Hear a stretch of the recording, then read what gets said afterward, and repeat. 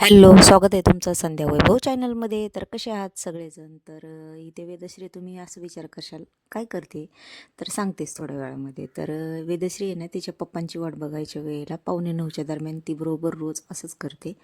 त्यानंतर अगोदरचं आमचं routine share करते. 8:30ला पाणी आल्याच्या नंतर मॅडमला काय मला पाणी भरू द्यायचं नसतं. सतत मध्ये मध्ये मध्ये मध्ये करते. जेव्हापासून तिला गुडघ्यावर रांगायला यायला लागले ना, तेव्हापासून अजिबात पाणी भरू देत नाही ती. पण जाऊ द्या, चला असो, ही पण वेळ आपली निघून जाणार आहे. आणि नंतर एकदा मोठी झाली का ती पण काय जास्त एवढं मध्ये मध्ये नाही करणार, हे मला पण माहिती आहे. आणि म्हणजे वेळ जाईल एवढी कशी का होईना निघून.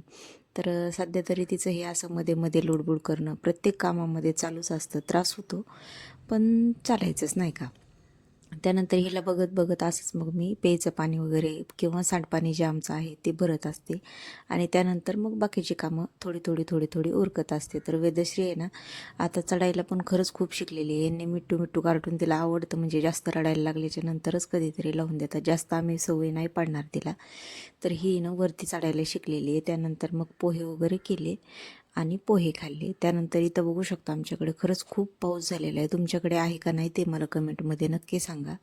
भेटू आपण उद्याच्या छान अशा व्हिडिओबरोबर. तोपर्यंत व्हिडिओला लाईक, शेअर, सबस्क्राईब करायला विसरू नका. चलो बाय.